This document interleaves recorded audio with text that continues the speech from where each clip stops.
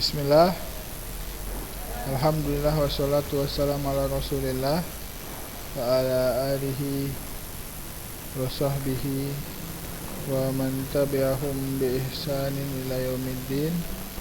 Alhamdulillah, pada kesempatan kali ini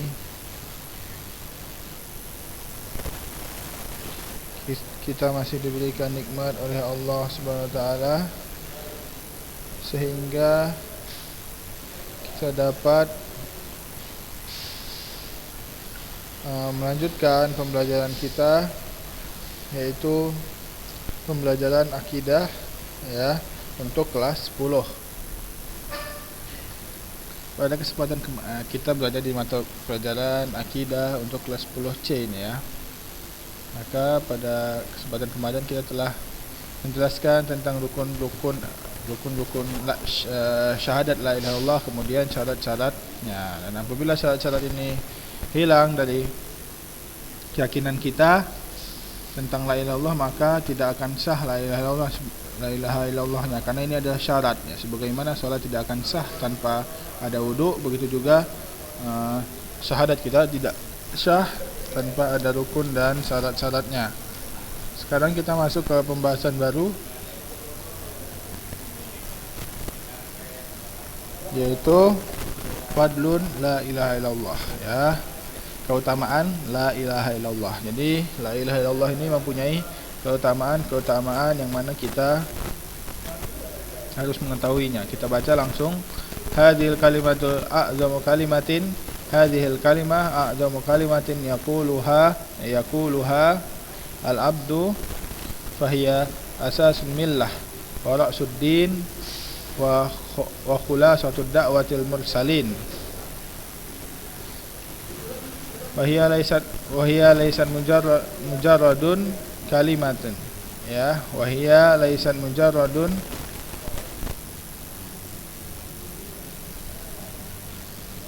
kalimatan tuqalu bil lisani duna fahmin ya, tuqalu bil lisani duna fahmin limaknaha wala amalin bimuqtadaha, bal innaha la tanfa sahibuha illa idza fahimaha wa amala biha wabta'ada amma yunaqiduha ya. Jadi lihat di sini keutamaan la ilaha illallah. Maksudnya kalimat ini adalah a'zamul kalimat ya. Lihat sekarang a'zamul kalimat yang pertama. Maksudnya kalimat ini kalimat yang paling mulia ya, yang paling mulia, yang paling agung dari semua kalimat. Yaquluhal abdu, yang dikatakan seorang hamba, maka kalimat ini adalah apa? Asasul millah, adalah tiang pondasi agama, tiang pondasi keyakinan. Wara'suddin, dan kepala atau puncaknya agama. Wa khulasatu da'watul mursalin, dan tujuan dari dakwah-dakwah para nabi itu adalah kalimat la ilaha illallah. Itu dia la ilaha illallah. Wahia laisan mujarradun kalimatan ya, dia bukan hanya kalimat yang dikatakan oleh lisan tanpa ada pemahaman terhadap maknanya. Jadi kalau kita nggak tahu maknanya, kita asal ngomong itu tidak bermanfaat. Akan tapi kita harus mengucapkan sekaligus kita mengetahui maknanya ya. Wala amalin bimuqtadaha, dan hanya perkataan tanpa mengamalkan apa yang menjadi konsekuensi dari kalimat la ilaha illallah tersebut.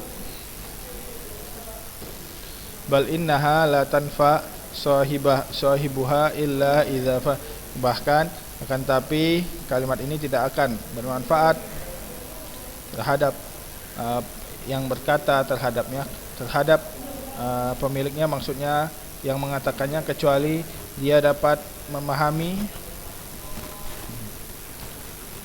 perkataannya, wa amalu biha, dan mengamalkan dengannya ya, dengan konsekuensi dari la ilaha illallah, wabta'ada bima yunaqiduha, dan menjauhkan apa yang membatalkan la ilaha illallah. Jadi ada pembatal-pembatal syahadat seseorang yang mana kita harus menjauhinya.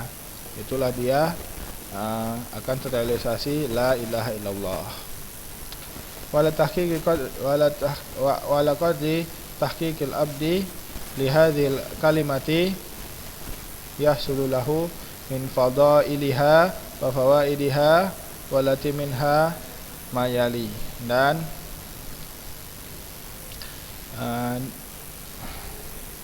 dengan masuk merealisasikan ya, seorang hamba maksudnya dengan maksud seorang hamba yang merealisasikan kalimat ini, maka dia akan sampai kepada beberapa keutamaan dan fadilah kalimat la ilaha illallah tersebut. Wallati minha mayali, dan diantaranya adalah berikut ini.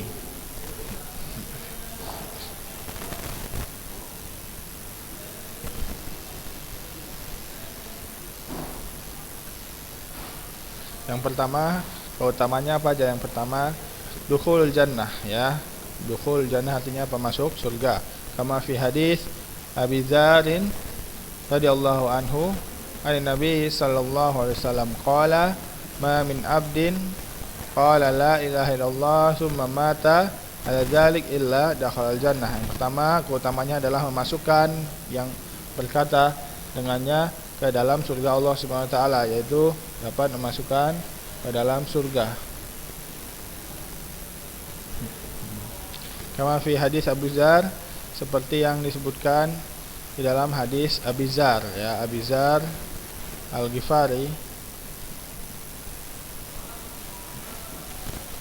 Abi Dzar Al-Ghifari itu seorang sahabat ya,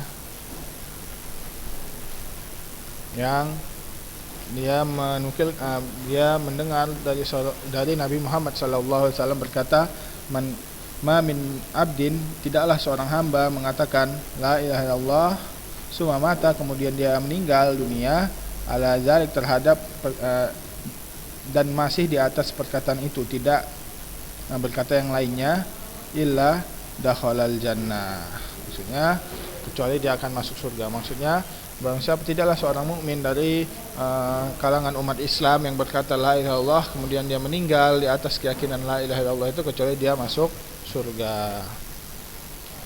Walaupun masuk surganya ini bisa didahului dari masuk neraka dulu baru dia masuk surga, atau masuk surga langsung, itu tergantung amal perbuatannya. Yang kedua, an-najatu minan nar, selamat dari neraka.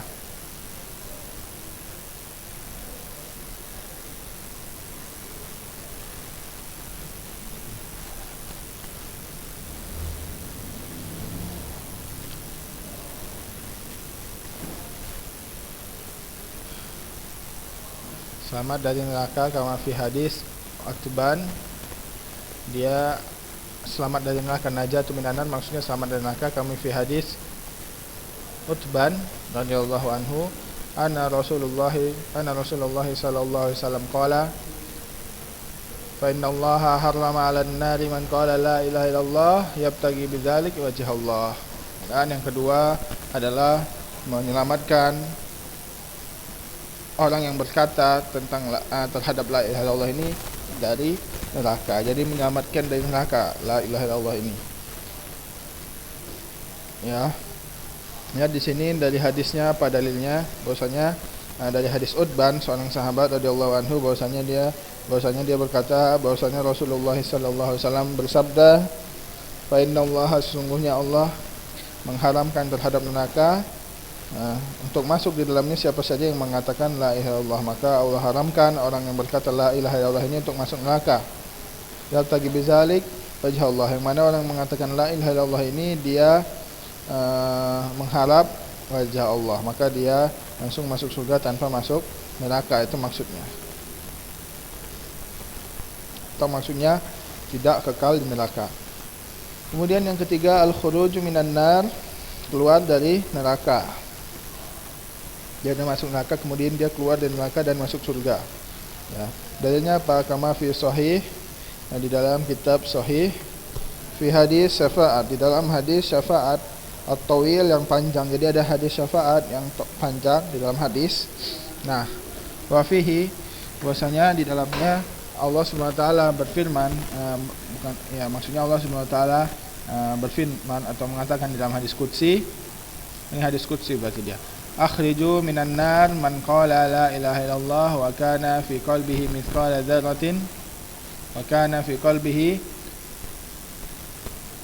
dzarratin minal iman.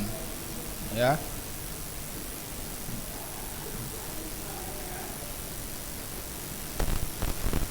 Keluar dari neraka. Ya.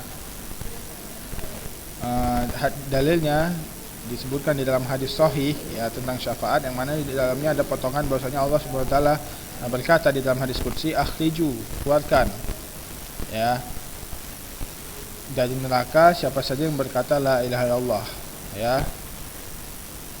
dan sesungguhnya di dalam hatinya ada masih ada seukuran biji zarah dari iman. Jadi maksudnya Allah berkata bahwasanya menyuruh orang-orang yang berada di dalam neraka yang dari kalangan orang beriman untuk keluar ya, untuk dikeluarkan. Nah, siapa itu? Yaitu yang berkata la ilaha illallah wa kana fil qalbihi, dan di dalam hatinya ada sedikit keimanan walaupun dia hanya sebesar biji zarah, yaitu atom atau biji yang sangat kecil. Itu dia yang ketiga, dikeluarkan dari neraka. Ini diingat ya, fadilah-fadilahnya ini karena akan keluar di dalam ujian. Kemudian yang keempat, apa itu keutamaan kalimat la ilaha illallah? Annaha sababun li husuli syafaati Rasulillah sallallahu alaihi wasallam. Kama qala fi sahihain, as'adun nasa bisyafaati man qala la ilaha illallah khalisan min qalbi.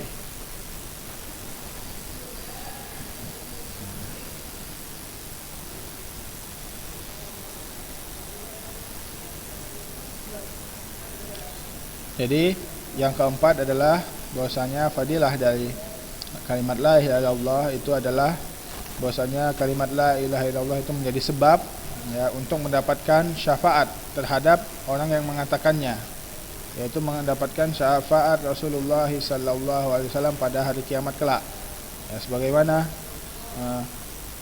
dalilnya bahwasanya sebutkan di sahihain, yaitu Sahih Bukhari dan Sahih Muslim, ya, Nabi Muhammad sallallahu alaihi wasallam bersabda, as'adun nasa bi syafaati, orang yang paling gembira terhadap syafaatku adalah, maksudnya dia mendapatkan syafaat Rasulullah sallallahu alaihi wasallam, yaitu adalah barang siapa yang berkata la ilaha illallah dengan ikhlas, khalisan dari min qalbi, dengan ikhlas dari hatinya, maka dia akan mendapat syafaat Nabi Muhammad sallallahu alaihi wasallam, baik itu untuk dikeluarkan dari neraka atau dimasukkan ke dalam surga. Karena syafaat itu adalah penyertaan. Jadi ada ikut sertaan Rasulullah sallallahu alaihi wasallam di dalam masalahnya, di dalam amalannya. Jadi Rasulullah menolongnya, maksudnya itu untuk yaitu menolongnya atau dibantu ya untuk yang mana bantuan ini diizinkan oleh Allah Subhanahu wa taala untuk menolong orang ini, baik itu dikeluarkan dari neraka maupun dimasukkan ke surga. Nah, itu dia syafaat. Maka kita berharap kepada Allah Subhanahu wa taala untuk menjadi orang yang mendapatkan syafaat Nabi Muhammad sallallahu alaihi wasallam pada hari kiamat kelak. Itu yang nomor 4. Kemudian kita lanjutkan.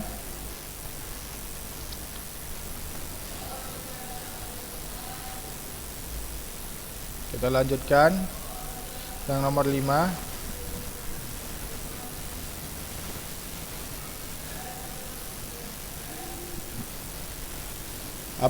Apa itu keutamaan kalimat la ilaha illallah yang kelima? Annaha sababun li ismatil mali wa nafsi fid dunya, kama fi sahihain anna Rasulullah sallallahu alaihi wasallam qala umirtu an uqatilan nas hatta yaqulu la ilaha illallah faman qalaha faqad asima faqad asama minni maluhu wa nafsuhu illa bihaqqihi wa hisabuhu 'ala Allah. Yaitu la ilaha illallah ini menjadi sebab untuk terjaganya, ya, ismah itu terjaganya harta dan nyawanya di dunia. Maksudnya terjaga darah, harta dan nyawanya di dunia. Maksudnya tidak boleh dibunuh, tidak boleh diambil hartanya karena dia adalah orang Islam, ya, yang sudah mengatakan la ilaha illallah. Berbeda dengan orang kafir yang halal darahnya, yaitu ketika saat perang. Kama qala fi sahihain, dan sebagaimana disebutkan di dalam Sahih Bukhari dan Sahih Muslim, yaitu dua sahih, bahwasanya Rasulullah sallallahu alaihi wasallam bersabda, umirtu an uqatilana, saya diperintah untuk memerangi manusia sampai mereka mengatakan la ilaha illallah, ya. Saya tetap diperintah oleh Allah Subhanahu wa taala untuk memerangi umat manusia sampai mereka berkata la ilaha illallah, ya. Dan faman qalaha, dan barang siapa yang telah mengatakan la ilaha illallah, faqad asima minni maluhu wa nafsuhu, maka telah maksum, telah terjaga, ya, dariku, maksudnya telah terjaga dari dikeluarkan hartanya atau dirampas hartanya atau dihilangkan nyawanya. Jadi dia tidak lagi diperangi oleh Nabi Muhammad SAW illa bihaqi, kecuali dengan hakil Islam, kecuali nanti ada kisos di dalam hukum Islam dan sebagainya.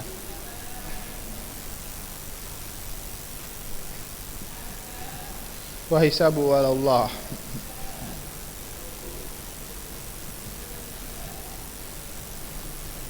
dan hisabnya adalah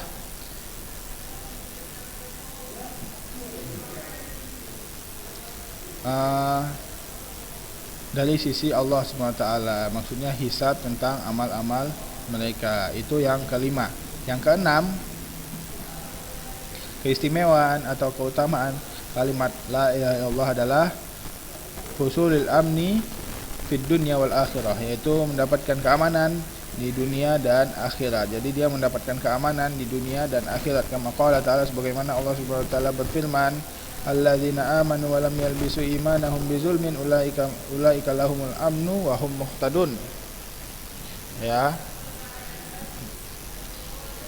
Mendapatkan keamanan di dunia dan di akhirat, sebagaimana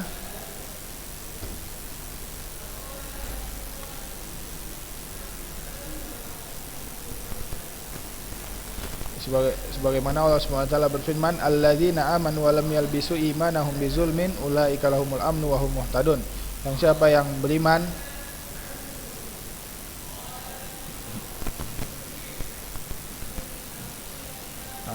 barang siapa yang beriman dan tidak menyertai iman tersebut dengan kezaliman, maksudnya itu kesyirikan, maka ulaika, maka mereka adalah orang-orang yang mendapat keamanan, ya. Dan siapa yang mengatakan la ilaha illallah itu dan tidak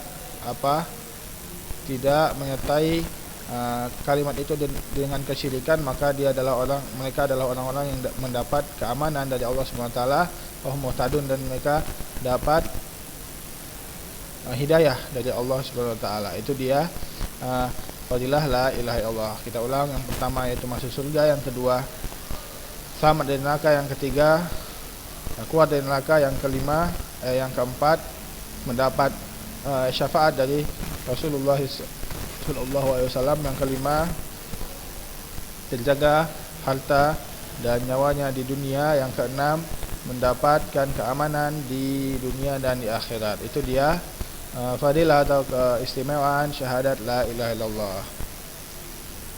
Ya. Kemudian kita lanjutkan pembelajaran kita,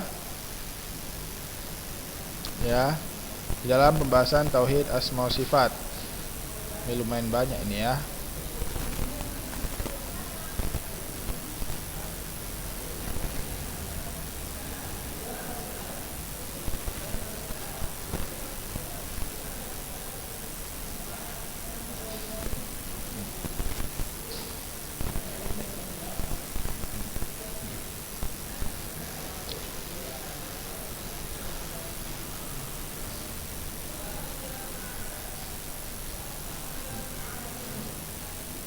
ya, kita langsung masuk ke dalam pembahasan tauhid asma wa sifat.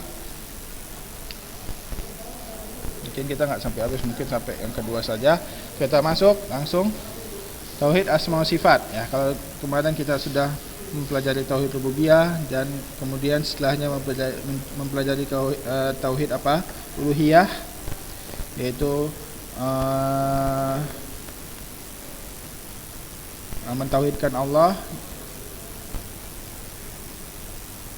di dalam ibadah, dan sekarang tauhid asma wa sifat, yaitu mentauhidkan Allah di dalam nama-nama dan sifat-sifat Allah.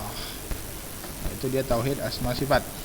Kita lihat judul pertama, al-muradu bitauhid asma'i bitauhidil asma'i wa sifati wa adillatu dzalik.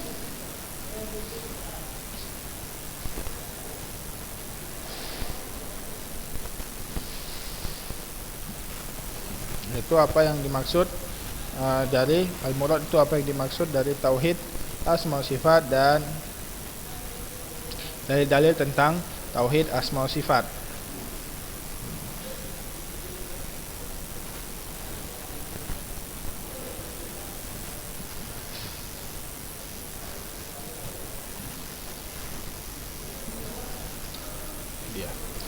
Kita baca langsung paragrafnya. Wal i'tiqadul jazim bi anna Allah azza wa jalla muttasifun bi jami'i sifatil kamali wa munazzahun an jami'i sifatin naqsi.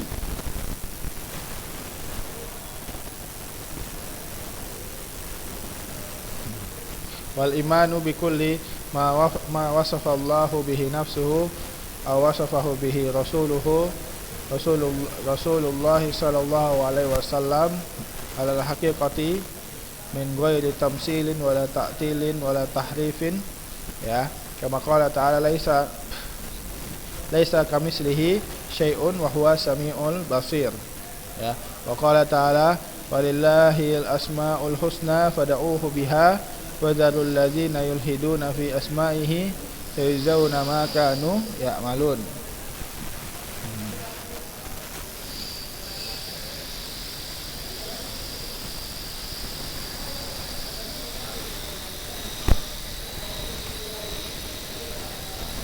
Apa yang dimaksud dari tauhid asma sifat, yaitu adalah meyakini, wa i'tiqad, dia adalah meyakini. Jadi ini adalah amalan hati.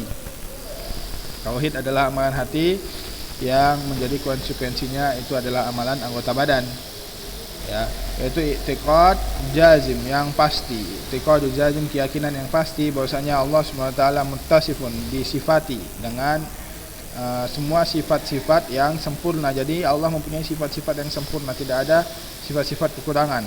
Wa munazzah, dan disucikan, maksudnya suci dari semua sifat-sifat kekurangan. Jadi Allah tidak mempunyai sifat sedikit pun sifat kurang, ya.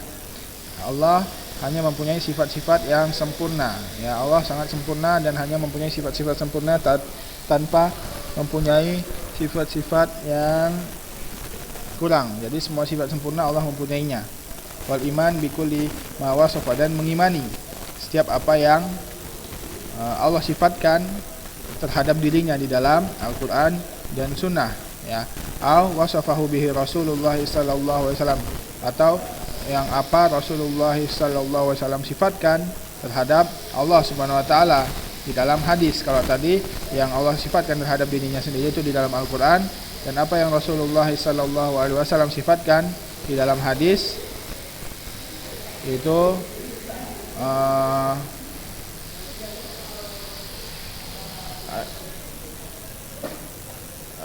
yang mana Rasulullah sallallahu alaihi wasallam sifatkan terhadap Allah itu di dalam hadis alal haqiqah, dengan sebenar-benar hakikatnya, tanpa ada pergantian makna, min ghairi, tanpa tamsil, yaitu istilah tamsil nanti mungkin akan kita pelajari, ya. Mungkin ini pembahasannya nanti mungkin pada kelas 12 atau kelas 10 atau kelas 11, atau nanti secara global saja karena ini pembahasannya agak berat. Wala ta'til, ya, tanpa tamsil dan tanpa ta'til. Wala tahrif, dan tanpa tahrif. Dan ada lagi satu lagi, wala takyif, dan tanpa pengkaifiatan. Kama qala ta'ala, sebagaimana Allah Subhanahu wa taala berfirman, laisa kamitslihi syai'un wa huwa samiul basir. Allah sama sekali tidak maksudnya Allah tidak pernah sama terhadap sesuatu pun, ya. Allah sama sekali tidak sama, ya, terhadap sesuatu pun dari makhluk-makhluknya. Terhadap segala sesuatu Allah tidak sama. Bahwa samiul basir, dan Allah sami, maha mendengar, wal basir, maha melihat. Allah mempunyai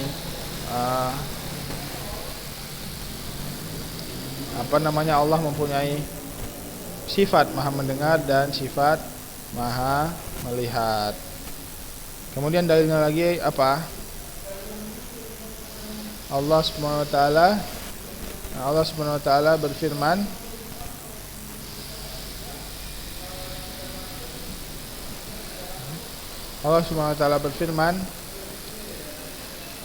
qala ta'ala, walillahil asmaul husna fad'uuhu biha wa dzalul ladzina yulhiduna fi asma'ihi sayujzauna ma kanu ya'malun.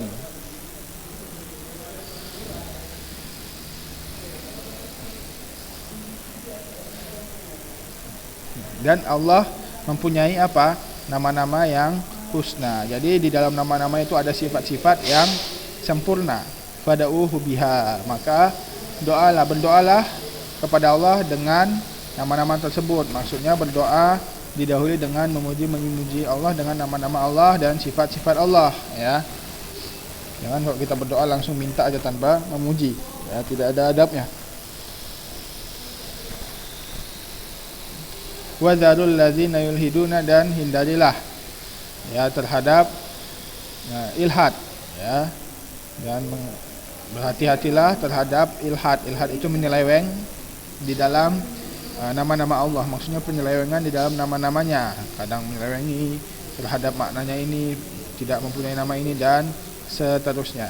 Wa yujzauna ma kanu ya'malun, maka sayujzauna ma kanu ya'malun, maka sungguhnya mereka yang ilhad itu, yang menyeleweng itu, akan dibalas terhadap apa saja yang mereka lakukan terhadap nama-nama Allah dan sifat-sifat Allah. Maka tidak boleh menyeleweng di dalam nama-nama Allah dan sifat-sifat Allah, karena Allah hanya mempunyai nama-nama yang husna dan sifat-sifat yang ulia, yang maha tinggi, ya. Itu dia pengertian dari pengertian dari tauhid asma wa sifat. Dan pahami, ya, pengertian dari tauhid asma wa sifat apa?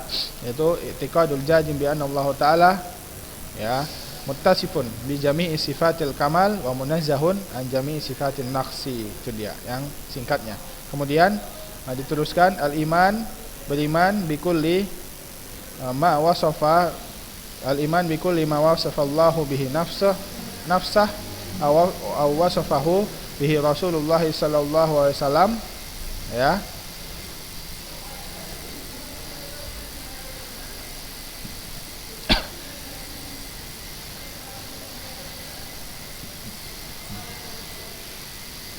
Alal haqiqah, ya, terhadap sebenarnya min ghairi tamsilin wa ta'tilin wa tahrifin wa takyifin, ya. Itu dia. Nah, itu sampai sini saja pengertiannya. Maka agar lebih mudah, jangan hanya sekedar dihafal, akan tapi dipahami maknanya agar kita bisa memahaminya dan nanti tidak susah ketika menjawab ujiannya. Maksudnya kalian menjawabnya sesuai pemahaman, tidak harus capek-capek menghafal, karena akidah ini dia harus dipahami, ya, tanpa sebelum dihafal. Jadi memang ini istilah atau pengertiannya lumayan panjang daripada tauhid yang lain, ya, akan tapi ini sebenarnya mudah ketika kita memahami maknanya dan mengetahui kalimat-kalimatnya dan dihafal, ya. Itu dia tentang apa itu pengertian tauhid asma wa sifat. Dalilnya ada, ya, 2. Kemudian ini pembahasan selanjutnya yang tapi ya, berhubung waktunya sudah mau habis, kita tutup sampai di sini saja. Apabila tidak jelas silahkan diulang-ulang videonya. Mungkin ini saja, ya, kita tutup dengan doa kafaratul majelis. Subhanakallahumma wa bihamdika asyhadu an la ilaha illa anta astaghfiruka wa atubu ilaik. Wassalamualaikum warahmatullahi wabarakatuh.